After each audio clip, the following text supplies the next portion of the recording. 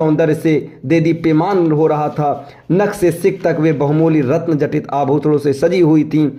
संक्षेप में कहा जाए तो उस समय सीता की छवि को देखकर करोड़ रतियों का संयुक्त रूप में नगण्य प्रतीत होता था।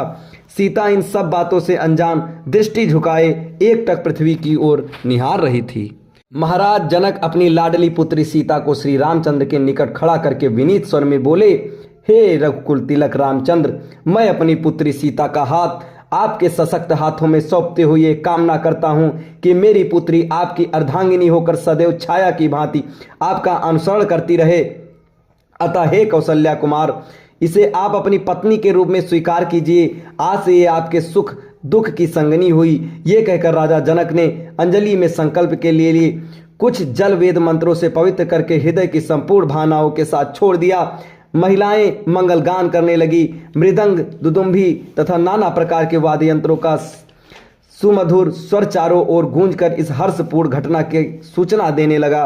राम और सीता के विवाह के संपन्न हो जाने के पश्चात लक्ष्मण, भरत और शत्रुघ्न का विवाह उर्मिला, मांडवी और श्रुतकीर्ति के साथ वैदिक विधि विधान से संपन्न कराया गया।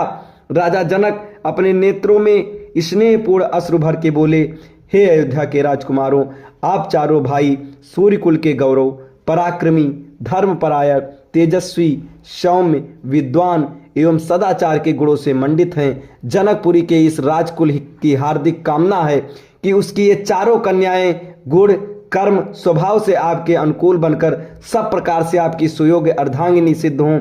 इसके पश्चात वशिष्ठ जी की आज्ञा से चारों राजकुमारों ने अपनी नवविवाहित पत्नियों के साथ अग्नि की प्रदक्षिणा की। विवाह संपन्न होने के पश्चात महाराज दशरथ समस्त मंत्रियों, ऋषि मुनियों और सपत्नीक राजकुमारों के साथ अपने ठहरने के स्थान पर चले गए। जनकपुरी में रात्रि विश्राम करके प्रातःकालीन मुनि विश्वामित्र विदा लेकर उत्तराखंड की ओर चले गए।